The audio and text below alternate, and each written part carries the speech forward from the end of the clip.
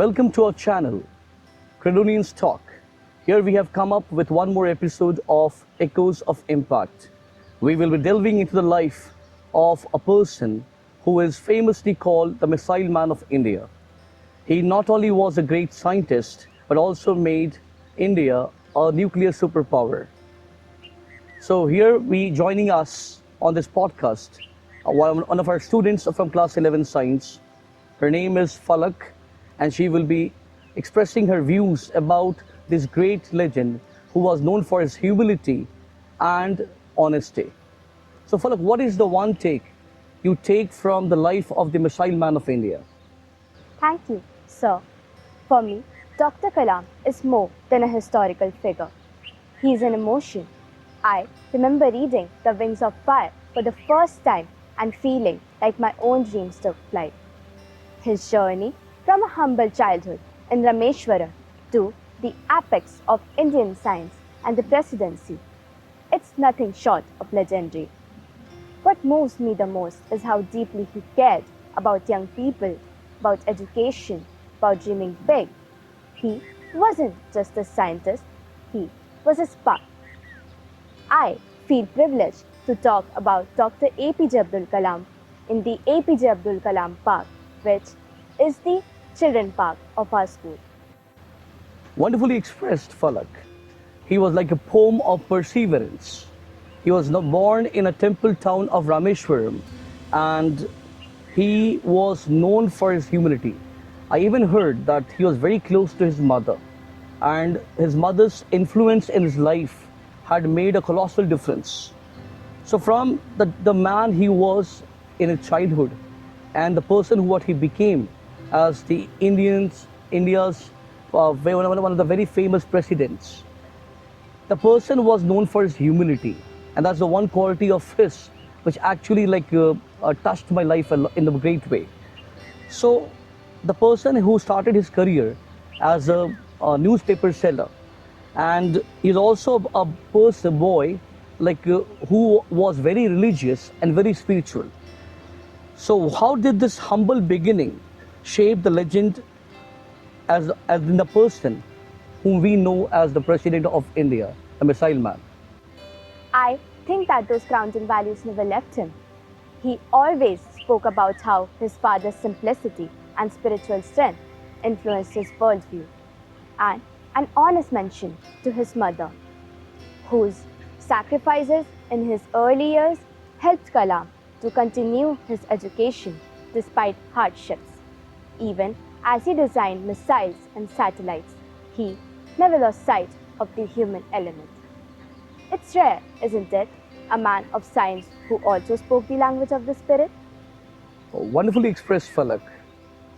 So when we speak about Dr. APJ Abdul Kalam, his journey all began from his college life to DRDO and to the president's home. I even heard about him that when he came out after completing his tenure, he just had one suitcase and few books.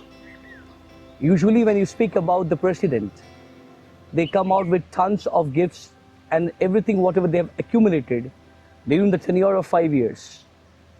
He walked into that hallowed building with one suitcase, 2 suits and few books, and he walked out the same. When we speak about Dr. APJ Abdul Kalam, the Missile Man, the prodigious contribution which he made in the field of science has actually made him the person who inspired the lives of many, including myself. So what is, according to you, his actual contribution to science? What amazes me the most is how he was so passionate about things. He always used to say, "Dream is not that which you see while sleeping. It is something that does not let you sleep." And yet, his science was never cut off from society. He wanted innovations that touched lives. Low-cost tents, Pura for rural development, lightweight prosthetics. He made science inclusive. Exactly, Falak. Like his tenure as the President of India, it actually made a huge difference in the lives of many politicians. When we normally speak about politicians, we normally don't have high regards for them. But I think he was one of the most beloved and most benevolent politician of India. And his tenure of 5 years as the president of our country, it was controversy free. He did not have even a single controversy in his tenure of 5 long years. When I ask you about his term, what lesson do you actually draw from his presidency? Most presidents fade after their term ends, but not Kalam. He became more accessible. He answered to emails by students, wrote bestsellers, visited school in remote corners. That humility, that accessibility, that spirit of service defines what leadership should be. His death in Shillong while addressing students? It's poetic in a way. He died doing what he loved the most, sharing knowledge. Very well expressed. He was the one who changed adversity into opportunity. And I don't think we would have another person like as humble as Dr. APJ Abdul Kalam. I have heard his very famous proverb, if you want to shine like a sun, you have to burn like a sun. His life is a testament to his hard work, his perseverance, his perspiration, and it's an inspiration to many. He has not only inspired all the Indians, but also the people living across the world. If I have to ask you, what is the one lesson which you really want to inculcate in your life as a student or as a professional person?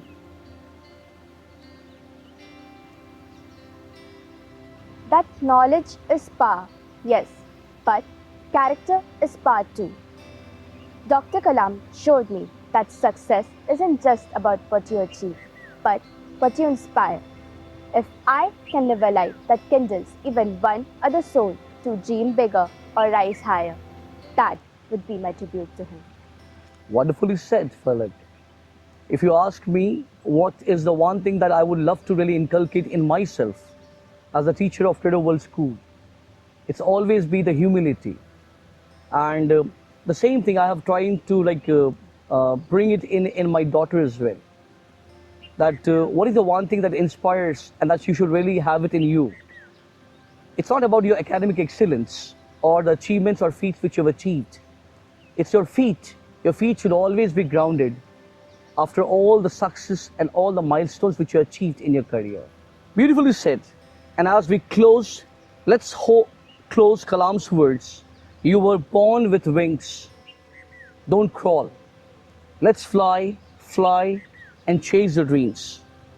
Let that be the call to action, not just to dream, but to dream with purpose. Until next time, stay inspired, stay connected, take lessons from the lives of great people who had really shaped us to become a men and women for others. Thank you so much for joining us for this show.